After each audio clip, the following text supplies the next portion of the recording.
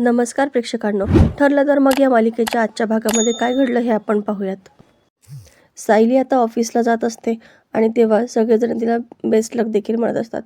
अर्जुन तिच्या पुढे घाईघाई सगळ्या वस्तू तिला आणून देत असतो. आता हे सगळं पाहून घरातल्यांना खूप कौतुक वाटतं आणि अर्जुन किती सगळं ॲडजस्टमेंट करून सगळं करण्याचा प्रयत्न करतोय हे सुद्धा सगळ्यांनाच कळत असतं. सगळेजण त्या दोघांचंही खूप कौतुक करतात आणि त्यांच्यामध्ये जी काही स्पर्धा चालू आहे ना, याचंही ते सगळेजण खूप एन्जॉय करतात.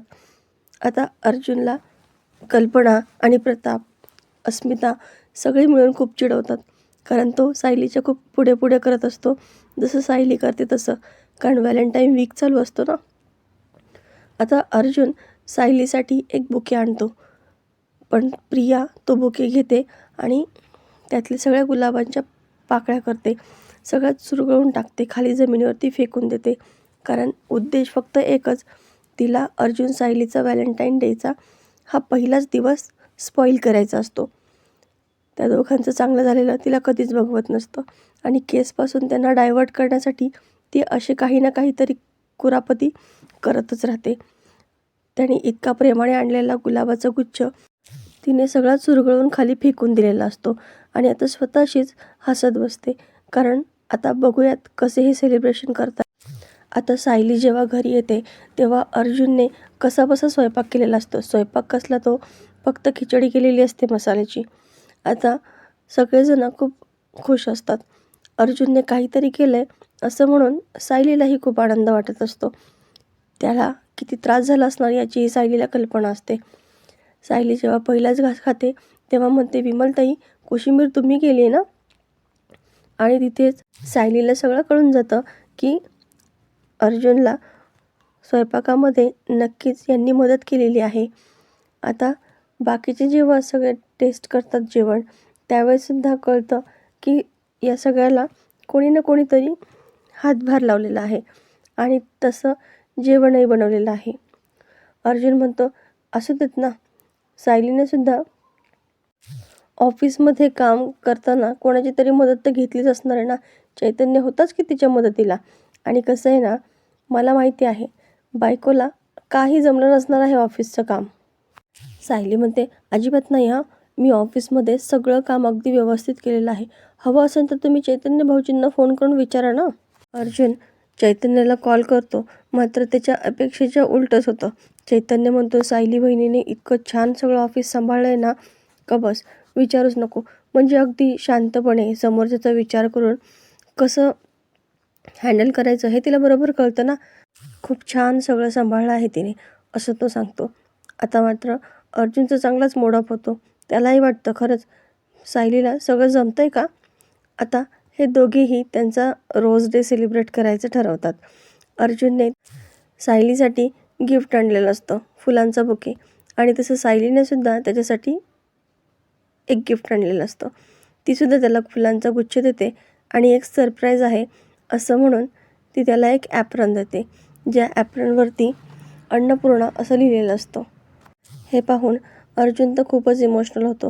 म्हणजे बाहेर राहूनसुद्धा सायली आपला किती विचार करते हे पाहून त्याला खूप छान वाटतं. आता सायली स्वतःच्या हाताने त्याला ते ॲप्रन घालते. घरातल्या सगळ्यांना त्या दोघांचं खूप कौतुक वाटू लागतं. अस्मिता म्हणते, आता तुझे कपडे नाही खराब होणार.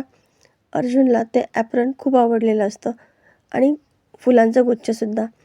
आता अर्जुन त्याचं गिफ्ट द्यायला लागतो. सगळीकडे शोधतो पण त्याला त्याचं गिफ्ट काही सापडत नाही. सगळेजण काय हरवलं असं विचारतात. तेव्हा अर्जुन म्हणतो, काही नाही, आणि असं म्हणून तो किचनमधून एक गोष्ट घेऊन येतो. आता तो गुडघ्यावरती बसतो आणि सायली पुढे ती गोष्ट धरतो. ते दुसरं तिसरं काही नसून चक्री फूल असतं, जे की मसाल्यातलं असतं, जे अर्जुनला जेवणात अजिबात आवडत नाही, मात्र सायलीला ते खूप आवडत असतं. आता हे सगळं पाहून घरातल्यांना खूप आनंद होतो. खूप सगळेजण हसतात. सायलीला तर इतका आनंद होतो, हे माझ्यासाठी जगातलं सगळ्यात सुंदर असं गिफ्ट आहे. तुम्ही माझा इतका विचार करून मला ही भेट दिलीत ना, ही मी कायम माझ्याजवळ जपून ठेवेन. आता अर्जुनने गुलाबाचं फूल नाही तर चक्री फूल मात्र तिला दिलेलं असतं. दोघंही खूप आनंदात असतात. आता इकडे नागराज विचार करतो की आता प्रियाला कॉल करायला हवं आणि प्रिया मात्र चिडलेली असते कारण तिचा प्लॅन फ्लॉप झालेला असतो. ती नागराजवरतीच चिडते. कशाला हो तुम्ही सारखं सारखं फोन करता? तेव्हा नागराज म्हणतो, आवाज खाली ठेवायचा हां, नाहीतर ही परिस्थिती कधी उलटी होईल सांगता येत नाही. म्हणजे कधी मी बाहेर आणि तू आत येशील हे सांगता येत नाही ना. मग प्रिया सारवासारव करू लागते. नागराज म्हणतो, ते सगळं सोड गं, मी सांगितलेलं काम झालं का सांग? तेव्हा प्रिया खोटं बोलते, नाही हो, म्हणजे ना करायचंच होतं. पण अर्जुन सायलीवरती लक्ष ठेवत होते ना, त्यामुळे नाही झालं. नागराज म्हणतो, मग आधी खोटंच बोललीस ना, कारण जर तू माझं काम केलं असतं ना, तर इकडे मैपत पेटून उठला असता. आता माझं काम लवकरात लवकर कर. आता प्रिया मनातूनच खूप चिडलेली असते. म्हणते की कधी एकदाचं हे सगळं मिटतंय असं झालंय. आता इकडे सायली अर्जुनने दिलेलं ते चक्री फूल पाहतच राहते.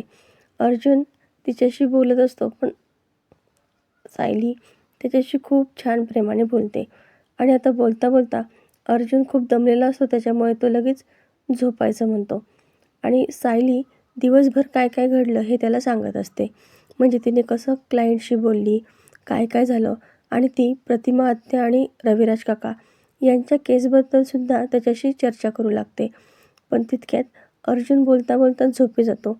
सायली म्हणते, आज खूप दमलात ना, म्हणून झोपला असाल.